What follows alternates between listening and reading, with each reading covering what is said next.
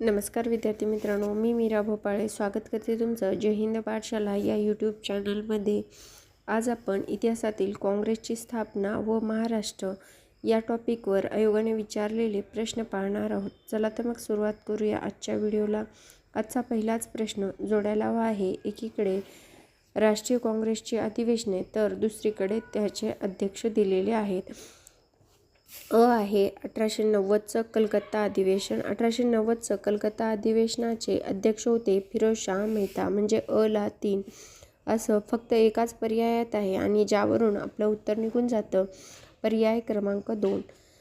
यानंतर पुढील आपण कुठल्या अधिवेशनाचे कोणते अध्यक्ष होते हे पाहून घेऊया। 1891ला नागपूरला जे अधिवेशन भरलं होतं त्याचे अध्यक्ष होते आनंदाचार्लू।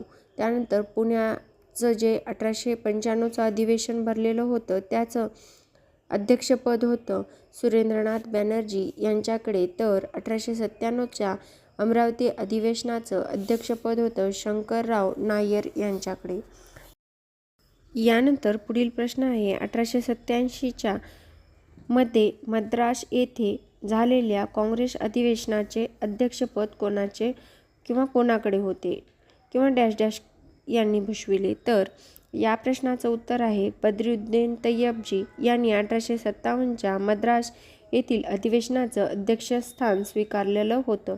म्हणजेच या प्रश्नाचं उत्तर आहे पर्याय क्रमांक 4।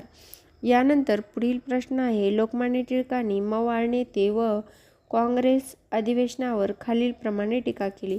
मवाळ नेते आणि काँग्रेसच्या अधिवेशनावर लोकमान्य टिळकांनी खुशामतखोरांचा मेळावा, त्याचबरोबर सुट्टीतील मनोरंजन या शब्दात टीका केलेली होती। म्हणजेच आणि क या प्रश्नाचं उत्तर आहे पर्याय क्रमांक 1। यानंतर पुढील प्रश्न आहे 1886च्या कलकत्त्याच्या भारतीय राष्ट्रीय सभेच्या अधिवेशनात महाराष्ट्रातून आलेल्या नेत्यांनी केलेल्या आवेशपूर्व भाषणे गाजली। त्यात दीनच्याओच्या, दाजी खरे आणि डॅश डॅश यांचा समावेश होता। तर महाराष्ट्रामधून जे 1886ला दुसरं कोलकात्याला अधिवेशन भरलं होतं, पहिलं मुंबईला भरलं 1885ला आणि दुसरं कलकत्त्याला भरलं, त्यावेळेस आपल्या महाराष्ट्रातून दीनच्याओच्या, दाजी खरे आणि अब्दुल झाकीर यांनी भाषणं केले होते आणि यांचे भाषणं गाजले होते। म्हणजेच या प्रश्नाचं उत्तर आपल्याला सांगता येईल पर्याय क्रमांक 1 अब्दुल अझीज हे 3ऱ्या नंबरचे नेते होते ज्यांचं भाषण गाजलेलं होतं।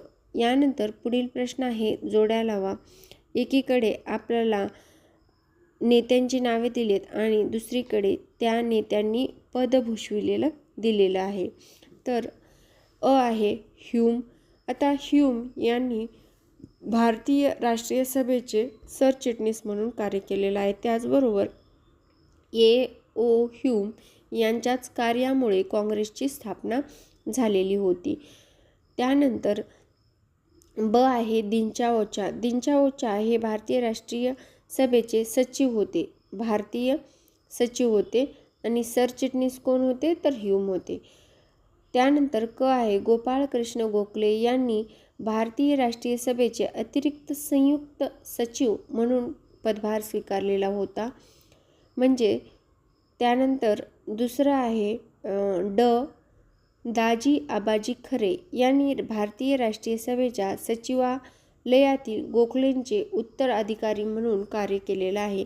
म्हणजे आपल्याला असं सांगता येईल ह्यूमला 1, दीनच्याओच्याला 2, ला 3 आणि ला 4, 1 2 3 4। म्हणजेच या प्रश्नाचं उत्तर आपल्याला सांगता येईल पर्याय क्रमांक 1। यानंतर पुढील प्रश्न आहे भारतीय राष्ट्रीय काँग्रेसचे खालीलपैकी कोणते अधिवेशन मुंबई येथे आयोजित केले, तर आहे प्रथम, बरोबर 1885चं जे प्रथम अधिवेशन होतं ते मुंबईला झालं। त्यानंतर 5वं सुद्धा 1889चं अधिवेशन मुंबईलाच झालेलं होतं। आहे 20वं, बरोबर 1904चं सुद्धा अधिवेशन मुंबईला झालेलं होतं आणि आहे 31वे 1915चं, बरोबर आहे ब क ड हे 4च्या 4 अधिवेशनं हे मुंबईला झालेले होते। म्हणजेच या प्रश्नाचं उत्तर आहे पर्याय क्रमांक 4 अ, ब, क, ड. यानंतर प्रश्न क्रमांक 10. फैजपूर काँग्रेस अधिवेशनास स्वयंसेविका म्हणून जाणाऱ्या स्त्रियांसाठी प्रशिक्षण शिबिराचे आयोजन कोणी केले होते? तर त्या होत्या प्रेमा कंठक यांनी फैजपूर येथे अधिवेशनासाठी स्वयंसेविका म्हणून जाणाऱ्या स्त्रियांना प्रशिक्षण दिलेलं होतं. म्हणजेच या प्रश्नाचं उत्तर आपल्याला देता येईल पर्याय क्रमांक 2.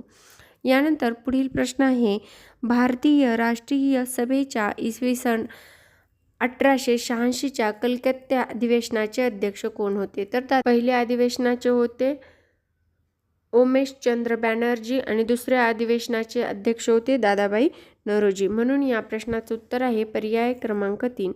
यानंतर प्रश्न क्रमांक 12. इंडियन नॅशनल युनियन ही संस्था कोणी व केव्हा स्थापन केली होती?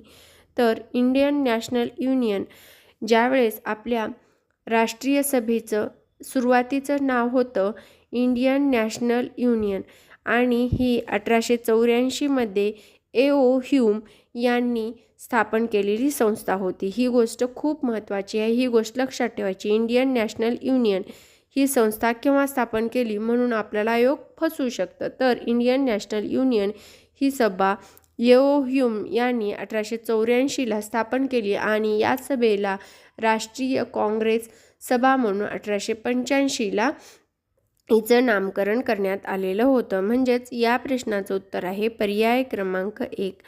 यानंतर पुढील प्रश्न आहे, महाराष्ट्रातील पुढीलपैकी कोणत्या व्यक्ती भारतीय राष्ट्रीय काँग्रेसच्या स्थापनेत सहभागी होत्या? तर कृष्णाजी लक्ष्मण नुलकर, रामचंद्र साने, सीताराम चिपळूणकर, शिवराम साठे, वामन आपटे, गोगा अगरकर ही सर्वच्या सर्व व्यक्ती आपल्या महाराष्ट्रातील भारतीय राष्ट्रीय काँग्रेसच्या स्थापनेत सहभागी होत्या. म्हणजेच अ, ब, क या प्रश्नाचं उत्तर आहे पर्याय क्रमांक 2. यानंतर पुढील प्रश्न आहे, त्यांनी 1895च्या पुण्यातील भारतीय राष्ट्रीय काँग्रेस अधिवेशनात भाग घेतला. मुंबई व युरोपात वैद्यकीय शिक्षण घेऊन त्या डॉक्टर झाल्या. कोल्हापूर संस्थानात सहकारी इस्पितळात त्यांनी डॉक्टर म्हणून सेवा बजावली. तर त्या कोण होत्या? तर त्या होत्या कृष्णाबाई केळकर. आता हे वर्णनावरून व्यक्ती ओळखा याप्रमाणे प्रश्न आहे, त्यामुळं ही व्यक्ती लक्षात ठेवायची. कृष्णाबाई केळकर यांचं वर्णन आहे हे. म्हणजेच या प्रश्नाचं उत्तर आहे पर्याय क्रमांक 3. यानंतर पुढील प्रश्न आहे, इसवी सन 1889च्या मुंबई इंडियन नॅशनल काँग्रेस अधिवेशनात महाराष्ट्राच्या नेतृत्व करणाऱ्या 2 महिला प्रतिनिधी कोण होत्या?